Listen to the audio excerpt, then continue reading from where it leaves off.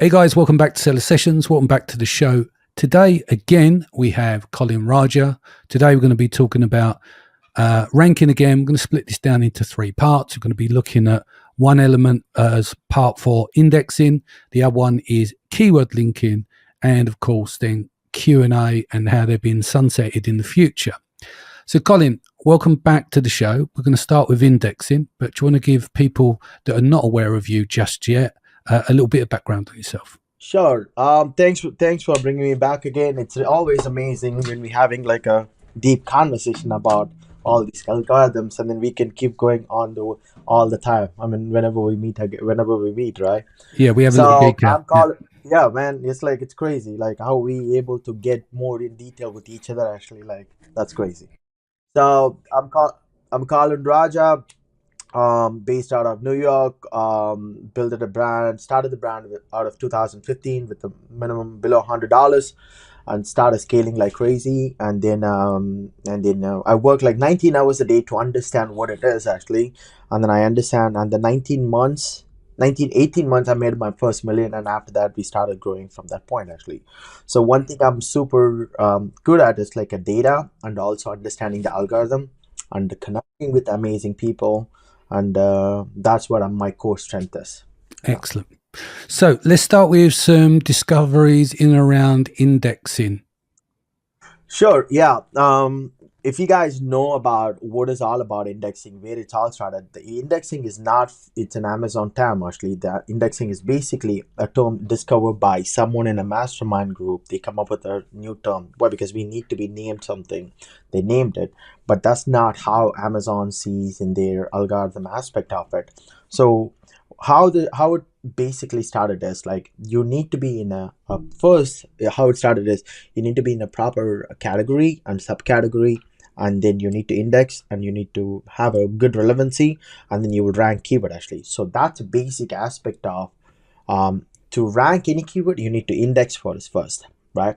But right now, so how Amazon changed due to so many categories, so many products, they grow really well.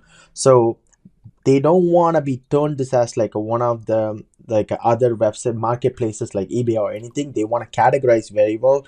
They want to introduce like more discrimination, more definition for their category and subcategory, and also they want to define only certain categories can rank for certain keywords actually. So they introduce something called product type and item type, and also they introduce something called GL actually, group ledger actually, gender ledger. I'm sorry. So once you have a category and subcategory and browse node, so the product type ID and item type ID, if that's all right, then you index for then you are like index for the keyword actually. If your keywords are indexed, then you build the relevancy, then you rank for the keyword actually. So at this point, I think there are more changes are coming in, and then we have seen a strong change in terms of like you don't need to index any keyword, because Amazon is like almost implementing like category based keywords, which if you are in a certain categories, you will automatically rank for certain keyword, provided you have a higher relevancy actually for that keyword. And the relevancy through the attributes as well, right? So if the keyword's not in the listing, they are looking at other attributes on the listing for the relevance in order to key it in. Yeah, that is correct. So when you talk about relevancy, the most important aspect of relevancy is a click CTR and conversion actually. So when you have a better CTR and when you have better conversion, so your listing will get automatically better, your keyword get better relevancy actually. So right now, so as I seen we did like a multiple testing actually. I mean, certain categories you don't even have to index. We rank for keywords which we're not even like a trade. We rank for trademark keyword actually, within like a fifth position I'm talking about, which is like 40,000 search volume comparator keywords. And we rank for keywords which have no idea whether we would able to rank it, and we constantly testing it. We have been almost like 80% proven fact that it's happening, but you will see that changes very obvious if you're able to be focused, if you're able to be noticed to start changing start seeing the changes actually in your listing. Okay. That's what it's most important things what's happening in the indexing. So Danny, what do you think that you're seeing actually in your listing actually in terms of So, like your listing so aspect? going back to your point, I agree and concur on everything you said. It's interesting that you referenced it as relevance by category because keywords are calculated on the category level. But also back to the point is BERT and semantic matching, because you're talking about lexical matching. BERT and semantic does not require the keywords to be indexed. And going back to your point there, is it's interesting with this rollout of Amazon's AI and how shitty it looks to us on the outside. There's something in there that we don't know yet that we can all learn from. I'm sure there is in terms of their AI listing. And I think that's the reason that is because if you look at Amazon's own listings as well, titles are very short, etc., because the algorithm is doing its work. It understands the contextual and the conceptual element of what is being brought across in terms of the language in the listings outside of just keywords. Because if you think about it, they're matching off category attributes, right? So what's in your title, image attributes, etc. There's a series of attributes there. Then you've got contextual aspects. If you've got semantic, so if we said beard oil, it could be beard conditioner. So the words don't need to be in the listing. And in order for BERT and semantic to do its part of the matching process in the job of discoverability and for relevance and for ranking, it doesn't need all the keywords in the listing to be indexed. And it won't rely just on those words because it's trying to look for contextual matches for long tail searches. Because at the end of the day, the end goal for Amazon is a relevancy and delivering the best relevant results for the customer. That is exactly what it is actually. And also, if you see that, right, you don't need to be like, so for example, right now they taken the keywords from your images actually. So let's say that you have a kid with a table, they take like kids, table. You don't even have to have those keywords actually. You don't even have to mention kids actually. So when you have the image which represent kids, which represent table, which represent family, which represent anything that your product related to, it's automatically taken out of like Amazon AI currently. So again, all these data are based on my experience. I could be 100% wrong here, but we are strongly seeing the path where it's going is this is a direction that it's going actually at this point. Yeah. And the thing is, you've got to mix the science literature, right? And with testing and observations and blend them all together. I think where we do fall down is some people just go, oh, that's the science stuff is a load of old bullshit. When that's almost like saying you want to go and learn to drive. So what you're going to do, you're going to watch someone driving, right? And then based on how you feel, you're going to get in the car and then you're just going to drive through observation. What's going to happen? You're in the fucking car wreck. So people will say that the science don't matter. I believe it does. And I think it's 100%. I have checked the data. It matches like 100%. And also here's the important thing, right? Let's say that you really want to take the drive and then you really want to like, don't we want to learn the nitty gritty of the business? I'll give you a latest update actually what's happening right now. So we created a listing. The listing, you put up a title actually, it automatically showed up like what is the category we supposed to be. But we don't realize that that's a category it should be. We changed the category. And next day, we were like activating the listing with the appropriate title, and then we updating the title properly, actually, catchy title, and your category changed again. Your product type, item type changed again. Actually, I was like, what the heck is happening? So that means every time we change something, we have to go on a series of check what we need to do to making sure that nothing was updated without our knowledge actually. Yeah, no, so, that's what I mean. You've got to check everything. You got to, I think it's hard to just blindly, like where people used to talk about the honeymoon period, that's just their echo chambers. And the guy who come up with the name of the honeymoon period dismissed it as well. And that was Anthony Lee. Why? Because he's read the literature and gone, actually, that was purely an observation. It does this kind of, but now we actually know what the proper terms are and what is actually happening based on the literature, rather than looking at something and going, oh, it's done that, so we're going to give it a name. Do you see what I mean? Yeah. So you have to match all these things together, but without the testing, it's useless. The information's no good unless you're able to test against it and validate for it.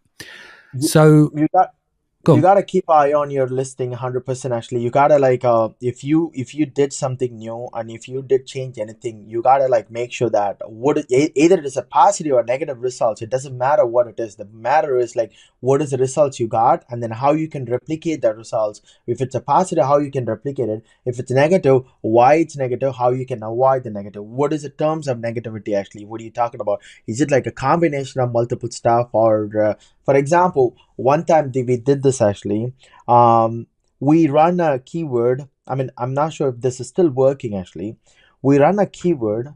What happened is one of the customers, like we running a mini chat actually, purchasing the product.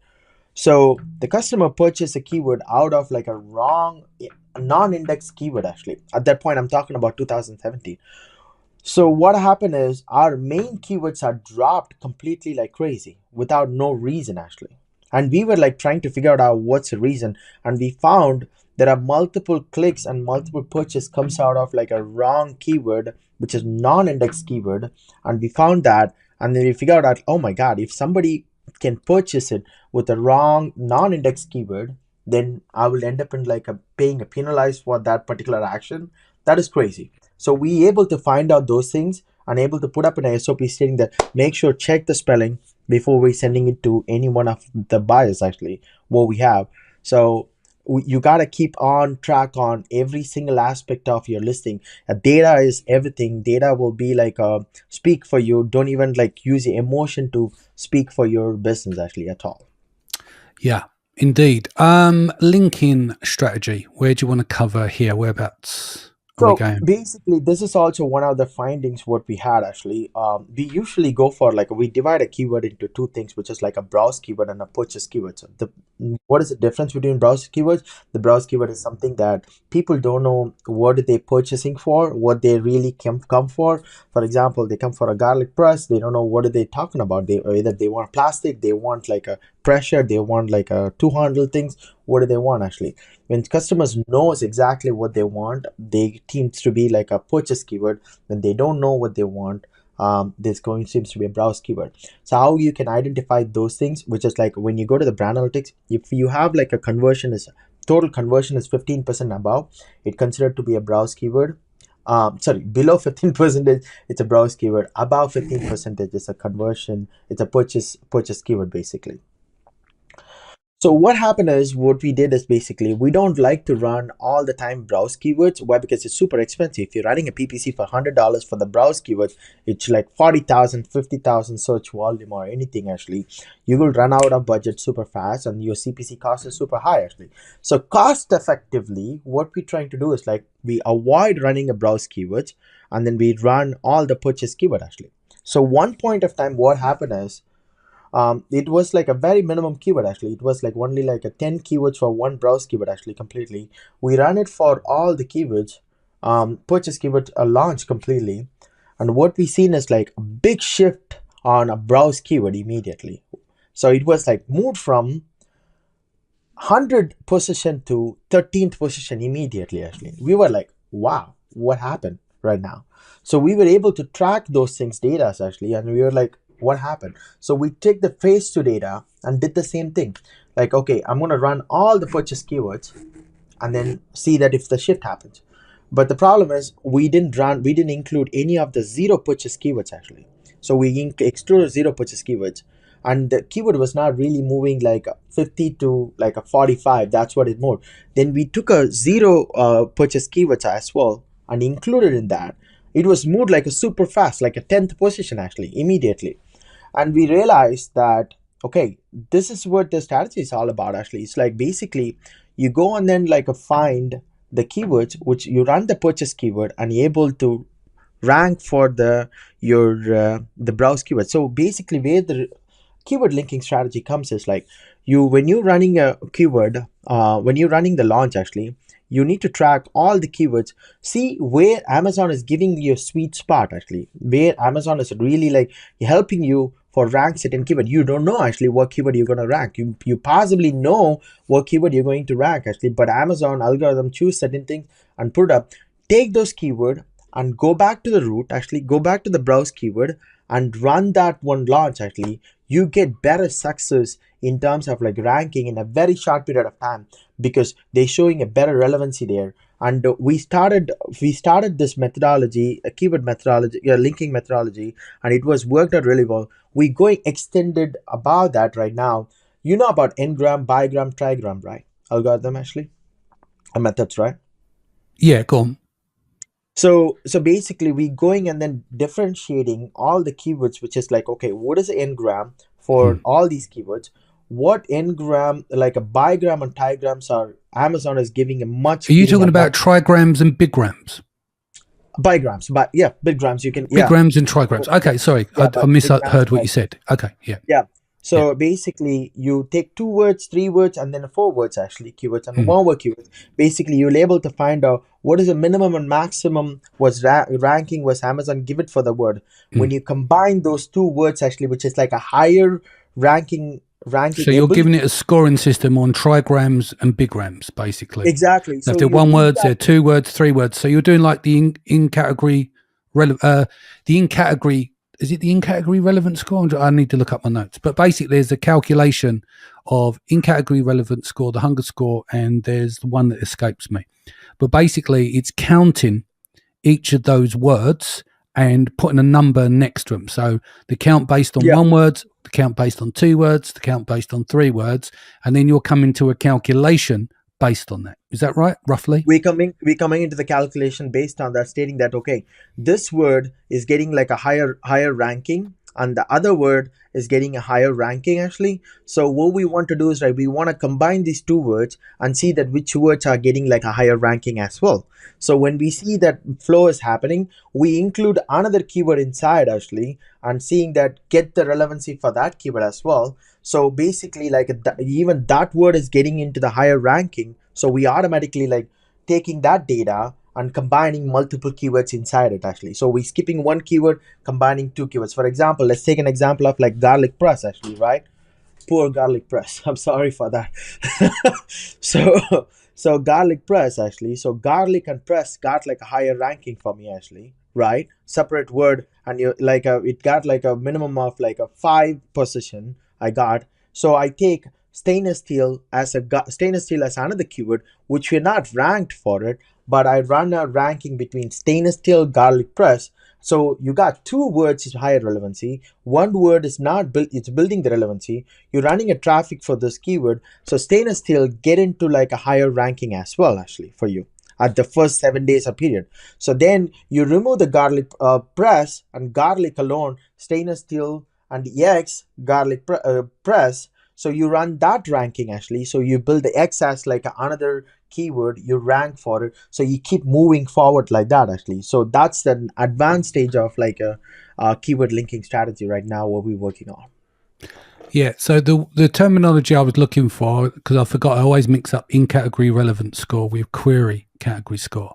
So basically what the in-category relevant score is, what you're discussing there, it gauges the relevance of each of the products in terms of the user search query.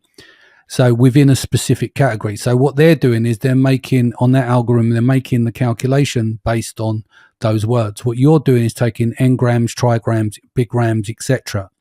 And then you're making a calculation based on your own calculations to give your own scoring of relevance or scoring of the attribute of, is this going to rank better than this? So we'll give it 8 out of 10 that this has got more chance of ranking. Or is it a relevance ranking? I am giving the score based on what it was ranked, actually. What is the minimum was ranked on that particular keyword element of it? What is the maximum rank I got out of that? When the minimum is so low, without doing nothing, you're just running a PPC and you're automatically getting such a performance on your keyword. That means that keyword has like a higher potential, actually. So you need to identify another keyword which has like a same amount of potential. So you combine those things, you become like you're creating like a more powerful relevant element, and also it has more potential to rank more. Using those 2 keywords, you can link multiple keywords into that. So you can make it like a strong, relevant words, actually, on top of it. Okay. Cool. Did you want to get into the sunsetting of Q&A? Yeah, that's the struggling part. So usually this is a this is a hack we shared like a great recently. I mean, I think it's gonna die soon actually. So any point of time before, I mean, anyway, the indexing is gonna be gone actually right soon. But the Q&A is specifically for it. If you have any point of time, you need to include in your listing that your competitor terms or any terms which is not shouldn't be in your listing. The better way to keep it is like your Q&A actually. So Q&A is the best place where you can have something in your listing which is not your responsible of actually, but you don't have to give the answer for it, but somebody could ask question for it. You typically can able to ask questions like with your clients actually, any of the buyers who can even ask the questions on say anything. But right now it's Q&A is going to be dying soon. You can already seen after the review we have like a slash Q&A. Right now you have like a search something actually right now. That's what is available. I'm if I'm right. So if we go into the any of the listing, you will able to see like yeah, search in this page. Usually you'll have a Q&A review after Q&A. Right now it's like a search in this page actually. So which is like which supposed to be a Q&A before, it's now going to be available. You take advantage of it. Some of the listing, some of the categories, you still have the Q&As. If you have the Q&As, take advantage of it right now. It's a very best amazing strategy what we found. And also another better way is also your reviews actually. If your wine reviewers who left the review with the sum of your keyword is the most important keyword, hold on those keywords actually. Let's say somebody mentioned about your product in terms of like garlic press actually, so they mentioned the keyword garlic press there. Just double on those keywords actually. You get better relevancy on those keywords because one, it's a wine review, someone is like a social confirmation, and the third one is like you get like a better ranking ability for those keywords. So we keep eye on reviews when somebody put up some kind of like a keyword terms or something that which is going to be super useful. Take advantage of it, go behind those keywords actually. Cool.